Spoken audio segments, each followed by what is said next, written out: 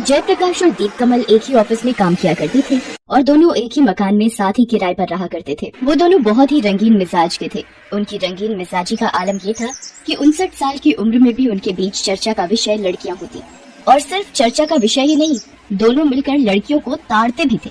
एक दिन जब वे दोनों ऑफिस में थे तभी उनकी नजर ऑफिस में ही काम करने वाली लड़की दिव्या पर पड़ी। उसने कुछ दिनों पहले ही ऑफिस ज्वाइन किया था।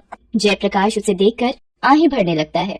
जानता है दीप, मैं जब भी दिव्या को देखता हूँ तो ऐसा लगता है कि ये जरूर मेनका की रिश्तेदार होगी। मेनका कौन?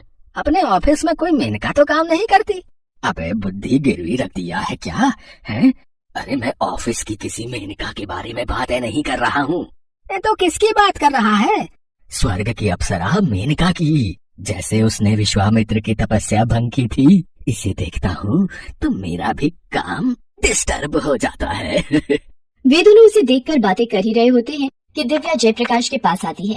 उसके दिल की धड़कनें बढ़ जाती हैं। अबे ये तो इधर ही आ रही है। दिव्या जयप्रकाश के डेस्क के पास आती है और मुस्कुराते हुए बोलती है, गुड मॉर्निंग सर। वैसे तो दिव्या भी उन्हीं के साथ काम करती थी, लेकिन जयप्रकाश और दीप कमल से उसका वास्ता कम ही पड़ता था। ये पहली बार था जो दिव्या इस तरह उसके डेस्क के पास आई थी। जयप्रकाश तो दिव्या की खूबसूरती में इतना डूबा हुआ था कि उसने उसके गुड मॉर्निंग का जवाब भी नहीं दिया। तो दिव्या ने एक बार फिर से जयप्रकाश को टोकते हुए कहा, अरे मैंने कहा गुड मॉर्निंग सर। तब दीप कमल ने जयप्रकाश को जोर से चिकोटी काट ली। चिकोटी काटने से जयप्रकाश चीख पड़ा। जयप्रकाश को इस तरह चीखते हुए देख दीप कमल ने धीरे से उसके कान में बोला, अबे मरवाएगा क्या? इस तरह पागल की तरह उसे घूर क्यों रहा है? वो तुझे गुड मॉर्निंग कह रही है, उसका जवाब तो दे। दीप कमल की बात सुनकर जयप्रकाश को अपनी गलती का एहसास होता है। वो नर्वस होकर बोलता है, good morning Divya, good morning. Sir आप इस तरह भी चीखे क्यों? वो ऐसा है कि। तब दिव्या ने उसकी बात काटते हुए कहा, कहीं दर्द है क्या सर? हाँ, दर्द तो कमबख्त इस दिल में है जो तुम्हें देखकर बढ़ जाता है। आपने कुछ कहा क्या सर? हाँ, कमर में दर्द है, कमर में।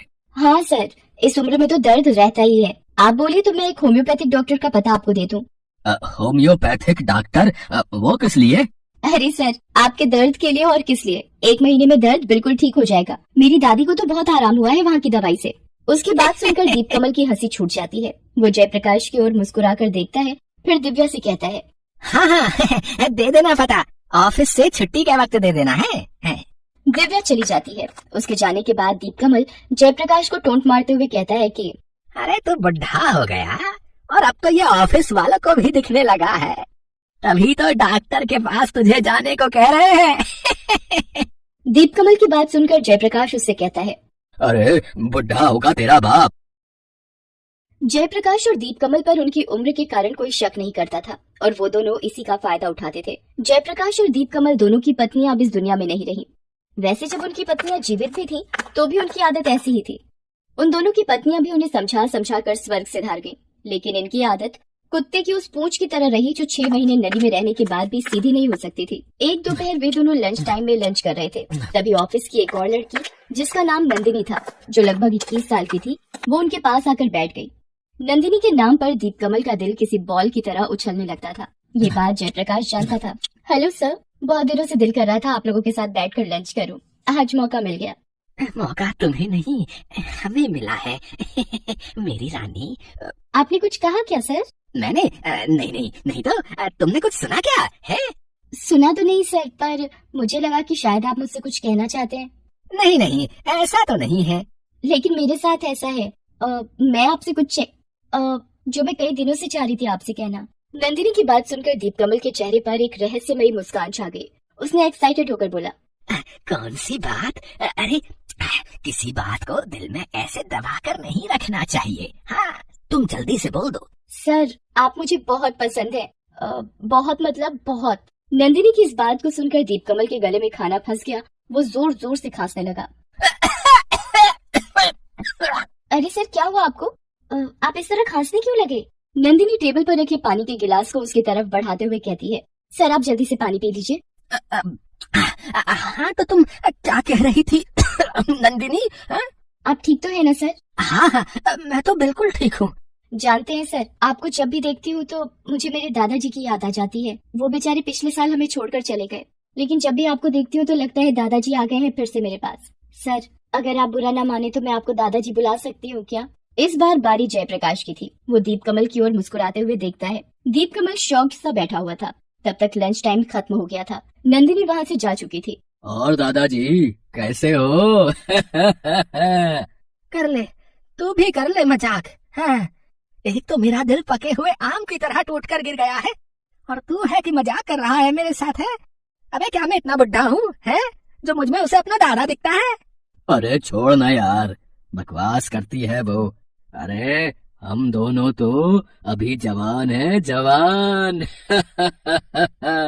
1 साल और बीत गए। दोनों के रिटायरमेंट का दिन आ गया। पूरा ऑफिस हालांकि अब तक इन ठरकी बुढ़ों के मंसूबों से अनजान था। रिटायरमेंट के दिन वो सभी से गले लिपट कर घड़ियाली आंसू बहाते हुए रोते हैं।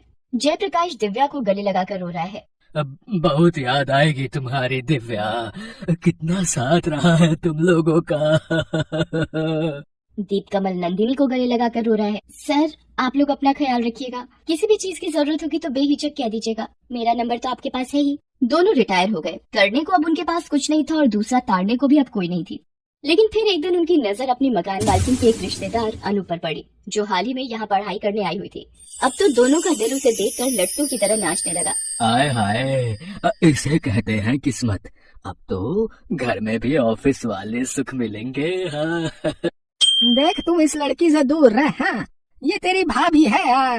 अबे चल बे, भाभी होगी तेरी, मेरी तो होने वाली बीवी है। बेचारी अनु इन दोनों ठरकी बुड्ढों की बातों से अनजान थी। वे दोनों इसे हमेशा ताड़ते रहते। लेकिन एक दिन दीप कमल और जयप्रकाश बातें कर रहे थे। तभी जयप्रकाश के सीने में तेज दर्द उठ गया। दीप, यार सीने में बहुत दर्द हो रहा है। अरे मैंने कहा ना, अन्नू के बारे में सोचना छोड़ दे, इसीलिए दर्द हो रहा है तेरे। हाँ। दीप कमल की बात अभी खत्म भी नहीं हुई थी कि जयप्रकाश नीचे गिर पड़ा और बेहोश हो गया। दीप कमल ने उसे उठाने की बहुत कोशिश की लेकिन वो नहीं उठा। अब तो दीप कमल को भी लग गया कि कोई सीरियस बात है। वो सीढ़ियों पर भागते हुए अपने मकान मालिक को ये बताने के लिए आ रहा था। तभी उसका पैर फिसल गया। वो सीढ़ियों पर लुढ़कते हुए नीचे गिर पड़ा। तब तक अनु ने उसे देख लिया।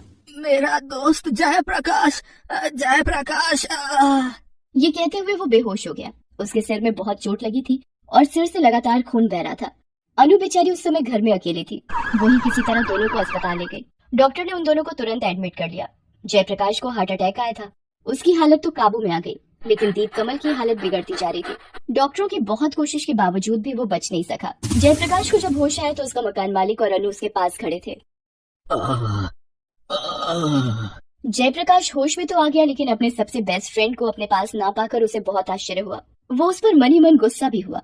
थोड़े दिन बाद जब वो डिस्चार्ज होकर घर आया तब उसे सारी असलियत का पता लगा कि कैसे अनु उन दोनों को अस्पताल लेकर गई और उसकी जान बच गई। उसे दीप कमल की मृत्यु का भी पता लगा।